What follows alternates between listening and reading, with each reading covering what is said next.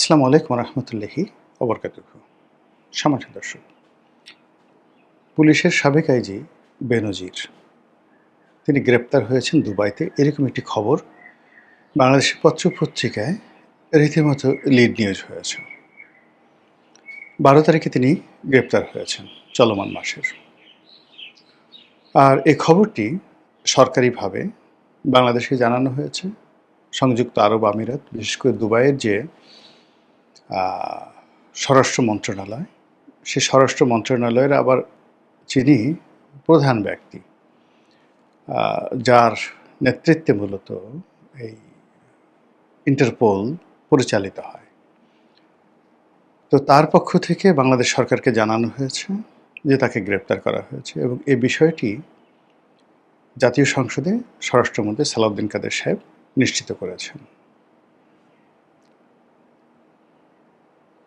বেনজির সম্পর্কে বলবো, অন্যান্য বিষয় সম্পর্কে বলবো, তার আগে বলে নেই যে এই এত বড় একটা ঘটনা ঘটল, এজন্য সবার আগে মহান আল্লাহ রব্বুল আলমিনের কাছে শুকরিয়া আদায় করছি।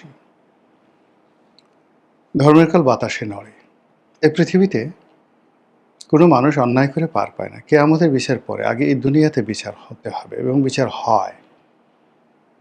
প্রতিটি ঘটনা আমরা দেখলাম। আওয়ামী লীগ জমানাতে যারা অন্যায় করেছেন, অপকর্ম করেছেন, জুলুম করেছেন, অত্যাচার করেছেন, একটি লোক রক্ষা পাননি। আর এখন এত বিরূপ অবস্থা, সেই বিরূপ অবস্থার মধ্যেও আওয়ামী লীগ আমলে সৎ ছিলেন, অন্যায় করেননি। এই জমানাতে তাদের কিছু হয়নি, তারা দিব্যি ভালো আছেন। অনেকে সসম্মানে মারা গেছেন, অনেকে দুর্ভোগ পোহাতেই হয়নি।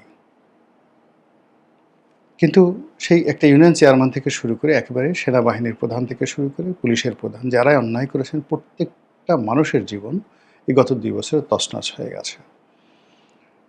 এরপর কেন মানুষ অন্যায় করে, কেন মানুষ জুলুম করে, আমার মাথায় আসে না। যেটা বলছিলাম যে বেনজিরের যে গ্রেপ্তার, ব্যক্তিগতভাবে আমি খুশি হয়েছি একজন নাগরিক হিসেবে, খুশি হয়েছে একজন মুসলিম হিসেবে, ধর্মবিশ্বাসী হিসেবে, খুশি হয়েছে একজন মানুষ হিসেবে। একজন প্রধানমন্ত্রী ধরেন, একজন আইজি ধরেন, সেনাবাহিনীর প্রধান ধরেন, আর একজন কৃষক ধরেন, আসলে মানুষ হিসেবে আল্লাহর কাছে সবাই সমান। আল্লাহ কাউকে কৃষক বানান, কাউকে রাজা বানান, কিন্তু একই তাদের আকার এবং আকৃতি, তাদের চাহিদা, কামনা, বাসনা, তাদের শরীরের রক্ত, মাংস, হাড্ডি সব কিছু সেম।